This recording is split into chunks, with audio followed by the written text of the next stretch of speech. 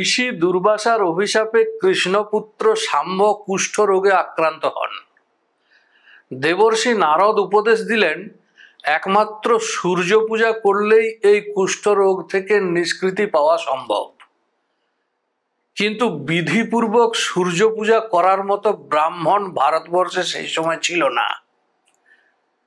সূর্য পূজা করার ব্রাহ্মণ কোথায় পাওয়া যাবে? সূর্য পূজা করার জন্য ব্রাহ্মণ পাওয়া যাবে শাকদ্বীপে। কৃষ্ণ স্বয়ং গরুড় বাহন নিয়ে শাকদ্বীপে উপস্থিত হয়ে সেই শাকদ্বীপী ব্রাহ্মণদের সঙ্গে দেখা করেন। তাদের মধ্যে প্রধান তিনি ভগবান শ্রীকৃষ্ণকে জানান যে তারা ইতোমধ্যে সূর্যদেবের স্বপ্নাদেশ পেয়েছেন, তারা জম্বুদ্বীপে ভারতবর্ষে যাওয়ার জন্য প্রস্তুত আছেন। তারা মোট 18টি কুল ছিলেন।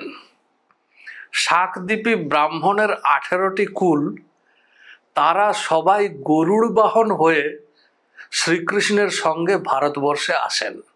এই 18টি কুল ভারতবর্ষে এসে পৌঁছালেন এবং তাদের আশ্রয় দেওয়া হলো চন্দ্রভাগা নদীর তীরে। সেখানে একটি পুরী নির্মাণ করা হলো, যার নাম রইল শাম্বপুর। এই শাম্বপুরে নির্মিত হলো সূর্য দেবতার জন্য সোনার সূর্য মন্দির এবং তার মধ্যে রইল সোনার তৈরি সূর্যদেবের মূর্তি। এই শাম্বপুর এইটি হচ্ছে ভারতে সূর্য মন্দিরের আদি স্থান বা মূল স্থান।